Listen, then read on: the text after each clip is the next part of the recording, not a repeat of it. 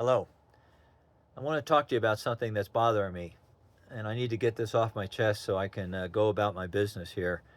I'm doing something that requires a lot of focus, and if I fuck it up, I can get hurt out here. So this is on my mind, and I want to talk about it. It won't take long. It has to do with Core's proposal policy change for V30 that's coming out, the software implementation of the protocol, and it's going to affect how you run a node if you use it, or if you use it in a default setting. I don't understand what is driving this issue or the speed with which it is being enacted. Additionally, I don't understand, Core, why you can't come up with a fucking compromise. Why can't you use 160 bytes? You know, that would have made the client, Citria, who's going to benefit from this, probably happy. You probably could have made a good case for that with Bitcoin maxis, hardcore people like myself, who believe that Bitcoin is money. It's not a bunch of fucking JPEGs, pixelated dicks, or any other damn thing. But that's a separate subject, and that's the other issue. This Core V30 discussion is now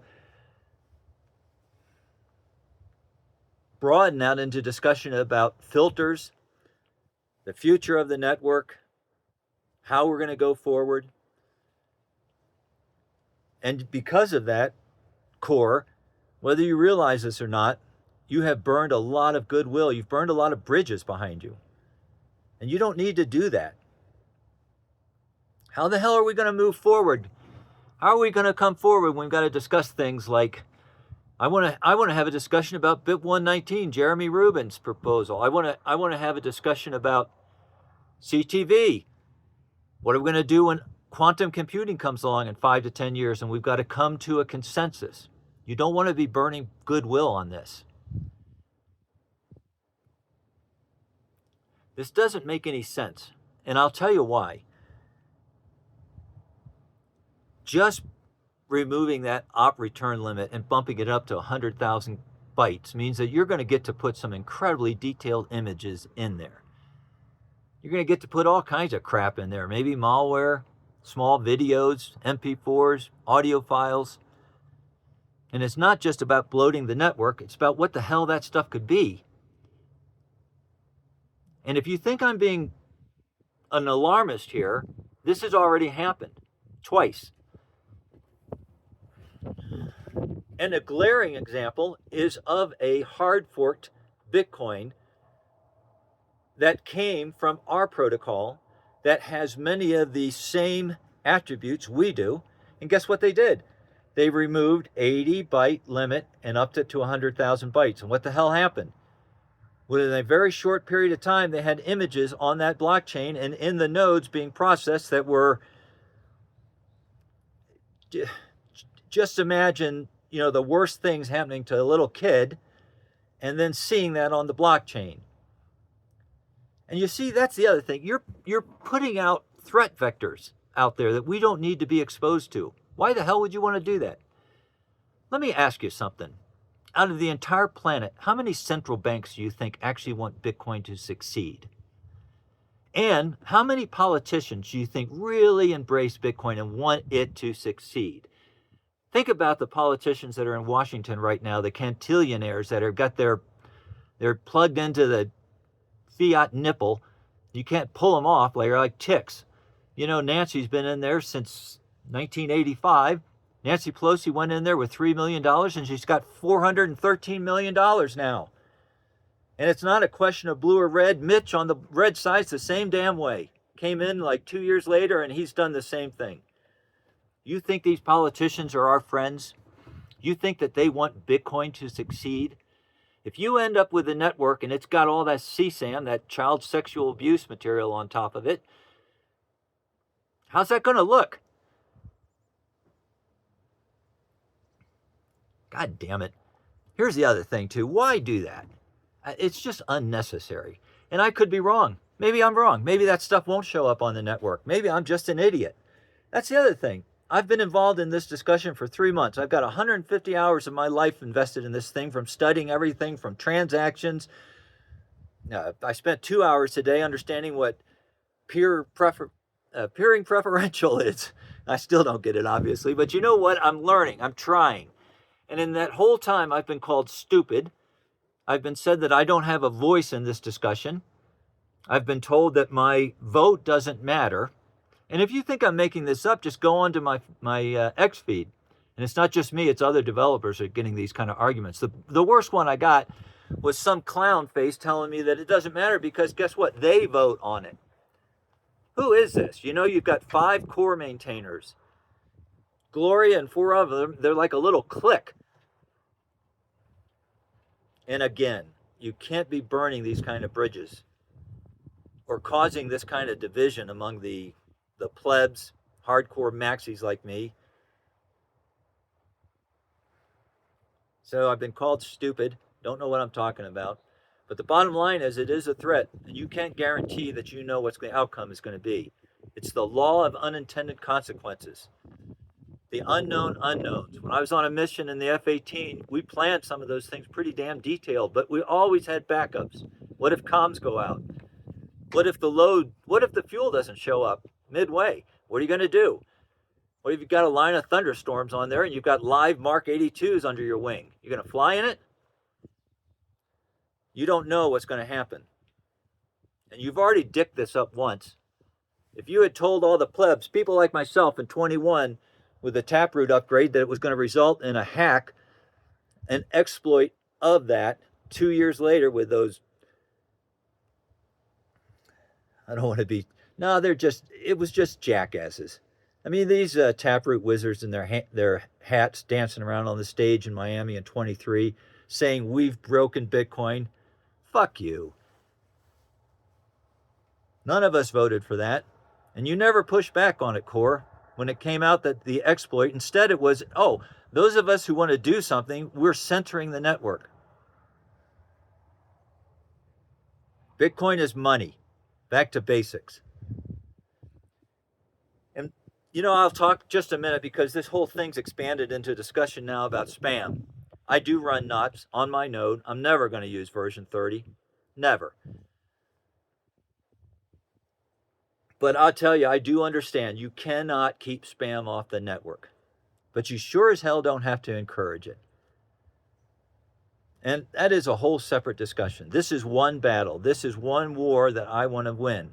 I don't want to see that version 30 go live because I don't know what's going to happen with it.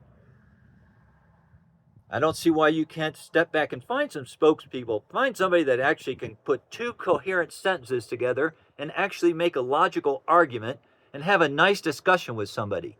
You've got 3 stooges that are mainly doing your talking right now. I'm not going to name them, but they come off like jackasses. They're thin-skinned. They can't admit that they're wrong. Look at me.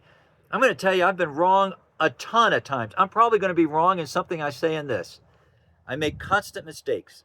You know the worst people I ever flew with in the cockpit? They were the clowns who felt like they couldn't make a mistake. They were dangerous. You had to actually watch them. So find some people that can talk about this and stop pushing for this. Just take a deep breath. Make a compromise. And for all the plebs out there, for all the Bitcoin maxis like me, cast in iron with gonads the size of watermelons, you need to just, we can win this battle. It seems hopeless sometimes, but it's not. You know, I'll tell you a story about hopelessness. 1940 in the spring, Germany decided they were going to invade Europe. It was happening, the Blitzkrieg. They went through Poland, they were in France, they're going through it like Swiss cheese. All the Allied troops had kept getting defeated. Retreat, defeat, retreat, retreat, retreat. 400,000 of them, men and women, all the way volunteers from Spain up to Sweden. Americans too. They're all backing up, and finally they couldn't back up anymore. They turned around, guess what was back there? It's the Atlantic Ocean. There's no more backing up, English Channel. And it was hopeless. The war was going to be lost right there on that beach.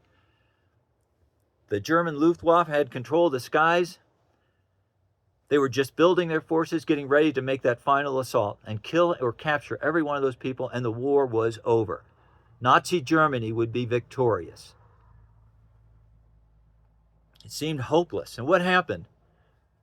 I'll tell you what happened. 10,000 ships, not even ships, I'll just say 10,000 boats showed up. And they were everything from dinghies to tugboats, anything that could float. Warships.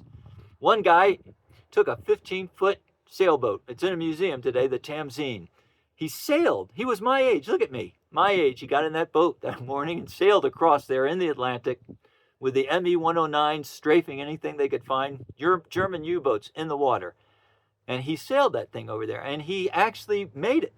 He got all the way to the beach and he ferried troops off that beach out to those ships. His name was Lightoller, by the way. He was the oldest surviving officer on the Titanic. And he didn't survive because he was a chicken shit. He was manning one of the life rafts, and he took the captain's words very seriously. It was men not allowed, women and children only.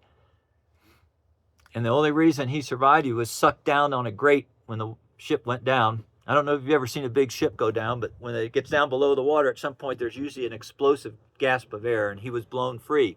12 other people hanging on a life raft all night long in the cold water. He didn't perish, probably seemed hopeless, but he's a tough son of a bitch. And it's not hopeless now. You know, I'm on this beach right now. Bitcoin's with me. I got about 5,000 node runners that are running knots. And knots isn't going to save us from spam, but not sure as hell isn't going to allow the kind of things that we could see if version 30 is passed and embraced by all the nodes. And we're sitting here, we're waiting on you.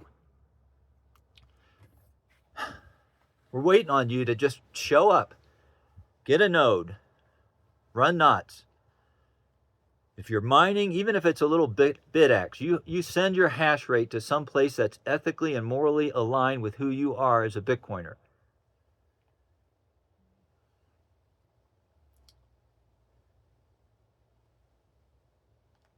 I guess, I don't know what else to say. I just don't understand why we're in this position right now and why we're doing this kind of stuff. There's no reason to be shooting ourselves in the foot like this. And core, you got to pull your head out of your ass. You got to find a way to communicate to people so that men and women like myself don't feel like we're disenfranchised or we don't have a voice in this discussion. And find some different people that can override the three stooges out there, thin-skinned, never wrong, and basically making a fool of themselves. I hope I can get this off my chest because, like I said, I'm in a place right now where I'm going, I got to stay focused and I can't fuck anything up. So, I guess that's all I got to say. Be good, kids.